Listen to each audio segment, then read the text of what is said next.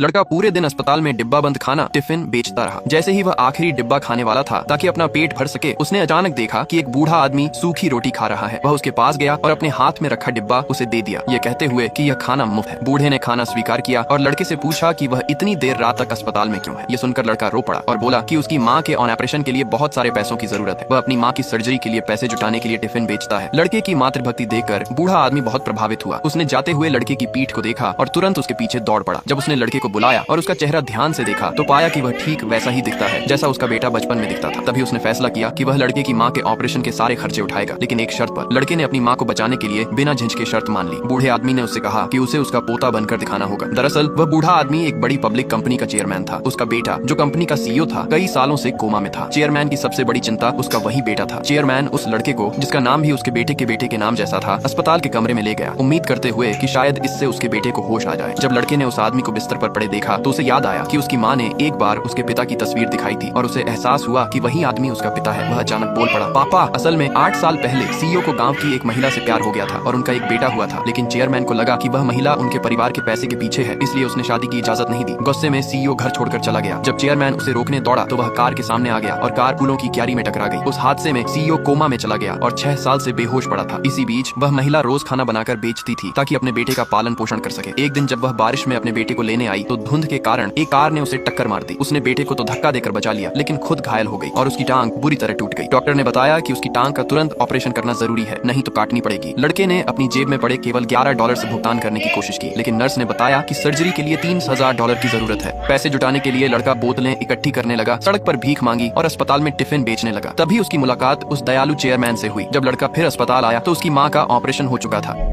लेकिन आगे के इलाज के लिए अभी भी $2,000 की जरूरत थी। महिला के पास कोई बचत नहीं थी, इसलिए उसने अस्पताल से छुट्टी लेने की सोची। तब लड़के ने बताया कि चेयरमैन ने पहले ही सब खर्चा दे दिया है। जब माँ को पता चला कि उसके बेटे ने सर्जरी के पैसों के लिए खुद को चेयरमैन का पोता बताकर झूठ बोला तो उसका दिल टूट गया। उसने अपने बेटे को कसकर गले से लगा लिया। बाद में लड़का चेयरमैन के पास गया और अपनी माँ को सीईओ के वार्ड में रखने का अनुरोध किया ताकि वह दोनों की देखभाल कर सके। चेयरमैन ने यह बात मान ली। जाते हुए लड़के को देखते हुए चेयरमैन को अपनी बहू की याद आने लगी, लेकिन उसे यह नहीं पता था कि वह लड़का असल में उसका असली पोता है और जो महिला सीईओ के वार्ड में रह रही है वही उसकी असली बहू है। अगले दिन सीईओ की बहन अपने बेटे के साथ अस्पताल आई। वह चाहती थी कि उसका बेटा सीईओ द्वारा गोद लिया जाए ताकि उसे परिवार की अरबों की संपत्ति मिल सके। जब उसे पता चला कि चेयरमैन अपने असली पोते को ढूंढ रहा है तो वह घबरा गई और वार्ड की ओर दौड़ी। उसने देखा कि लड़का सीईओ को कहानी सुना रहा है। उसे लगा कि लड़का विरासत पाने आया है। उसने लड़के से कहा कि वह पानी का एक टब लाकर सीईओ को पहुंचे। जैसे ही लड़का बाहर गया उसने चुपके से किसी अज्ञात पाउडर को सीईओ के चेहरे पर छिड़क दिया। जब लड़के ने सीईओ को पूछा तो उसके चेहरे पर चकत्ते पड़ गए। तभी उसने लड़के पर झूठा आरोप लगाया कि उसका मकसद सीईओ को नुकसान पहुंचाना है ताकि चेयरमैन